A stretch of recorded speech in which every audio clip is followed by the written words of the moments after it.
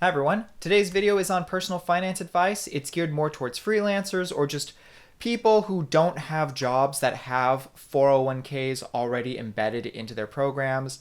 So hopefully this is very helpful to a lot of people. Now, as a disclaimer, I am approaching this from my vantage point. My financial journey is probably not the same as everyone else's out there.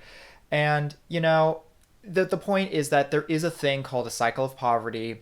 It's terrible, it's impossible to get out of, or at the very least, it's incredibly difficult to get out of, and you have to be very lucky a number of times, and not everyone is lucky enough to get lucky that particular number of times. But maybe this advice is good for someone who thinks that they have it worse than they actually do. Now, the first step, which a lot of people feel is the worst step, so if you get this one out of the way, everything's easier. Let's look at it that way. But the first step is to take a look at where all of your money is going. Once you figure out where your money is going, it's so much easier to decide where your money should keep going, where it needs to stop going, where your priorities are, and if you actually have extra money at the end of the month, and if you have any other questions about your own money. It becomes a lot easier to gain that clarity once you've done that data tracking. Option one is to spend a month. I would recommend a month at the very least, but the more time, the more data points you're going to get. Spend some time actually manually tracking everything down, or if your credit statements are very accurate and up to date, meaning that you don't pay for things in cash typically, everything's from the same 2 or 3 accounts, then yeah, you can go that route and look at the data that's already been collected. I don't recommend using the month of December or January, just because December, everyone's kind of in this Christmas spending mode, and January, everyone's kind of in being broke from Christmas spending mode. If you're only going to do a month, I really recommend just the most boring routine month you can find in your calendar. But over the course of 6 months to a year, you get a much fuller picture. Now, on top of knowing where your money is going, you need to figure out where your money is coming from.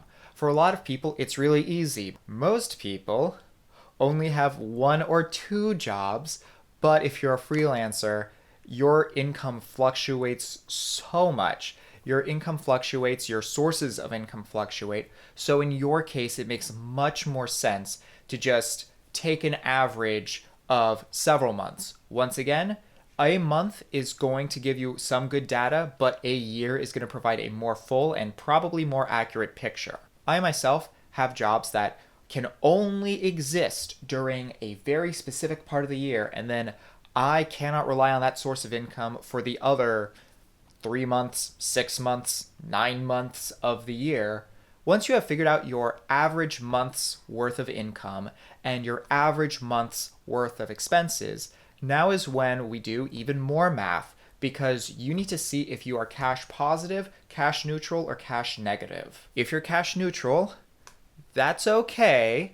If you're cash negative, well, at least now you know you are cash negative, and you can start figuring out what things you can cut, if there is anything you can cut, or if there are additional ways to create more income. Now that you know if you are cash negative, cash neutral, or dare I say cash positive, now you can reassess your budget and decide if there are ways to be more cash positive. The only ways of becoming more cash positive are to either A, limit your expenses, or B, earn more money. You may go through your budget and realize that you are spending money on things that you don't remember, on things that you don't really care about, that aren't helping you out at all. For example, if you are working 80 hours a week and you have access to every single streaming service, but you never watch anything because, once again, you are working 80 hours a week, you may decide that it makes sense to cut some of those streaming services. You may discover that you spend a lot of money on wine or chocolate, or I don't know what you spend your money on, but you also don't remember spending that money, in which case you can create a new rule for yourself. Since you don't remember this anyway, just stop spending money on it. Don't spend any more money on that particular thing that you don't remember and also don't care about. If you have hit a point with your expenses where You can't limit your expenses anymore. They are as bare bones as they can be. Your only option now is to make more money. So, just like how we reviewed all of the expenses from the last month to year to try to get a good idea of where all of the money was going, well, now you should look through your calendar, look through your schedule, and see where your time is going. Once you have reviewed all of your expenses, I want you to come up with a bare minimum budget. Like, this is a miserable life. There's no TV, there's barely any electricity. You have to measure how much water you are using when you wash your hands, and you intentionally skip showers, not for dermatological reasons or laziness reasons, but because you're strategizing. And that information will come back in a couple of steps. You may decide you're already at your bare minimum budget, in which case your only other option is to make more money. Your first option is to ask for more hours at work, or just find a way of working more hours, even if it means starting a side hustle or working for Postmates or one of those apps. Your second option is to negotiate a raise at work. Your third option is to see if there's a better paying job that you can apply for and get. Is it possible for you to get a promotion? Is it possible for you to move to a better paying company? These are all options that you should pursue. The next steps of this video require you have a cash positive budget. So we'll be here when you're ready.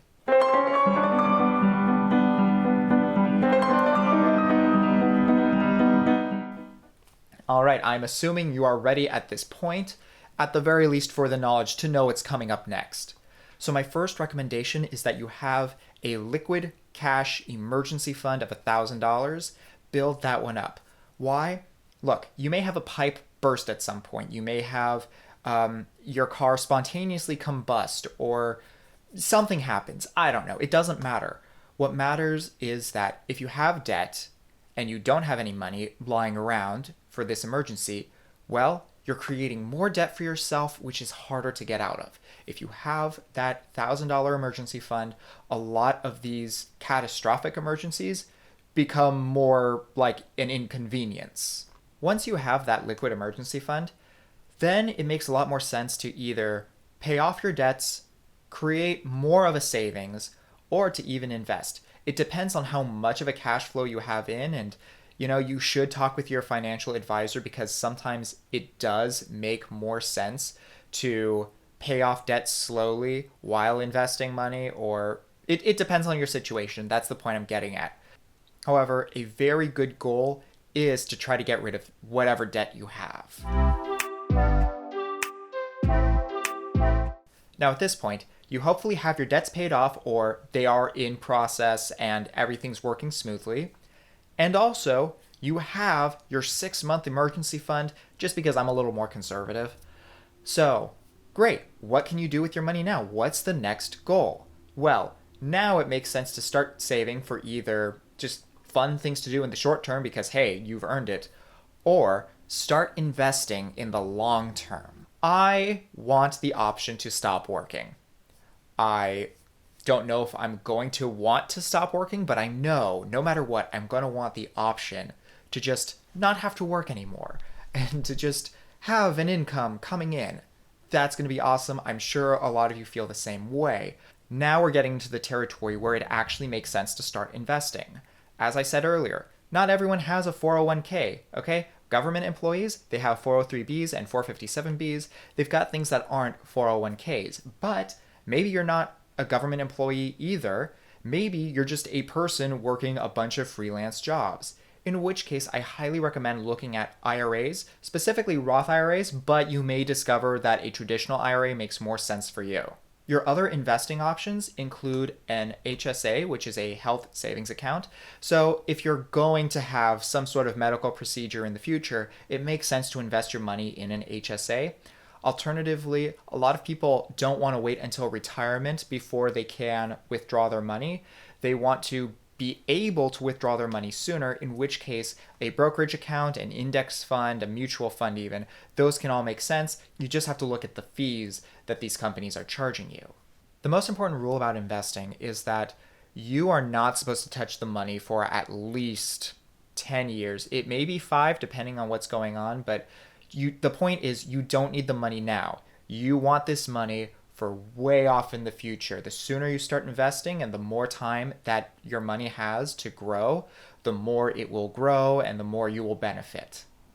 All right, so hopefully this helped one or two of you out. Please, if you have any questions, leave them in the comments below. Otherwise, hit the like and subscribe buttons, follow me on social media, and I will see you all next time.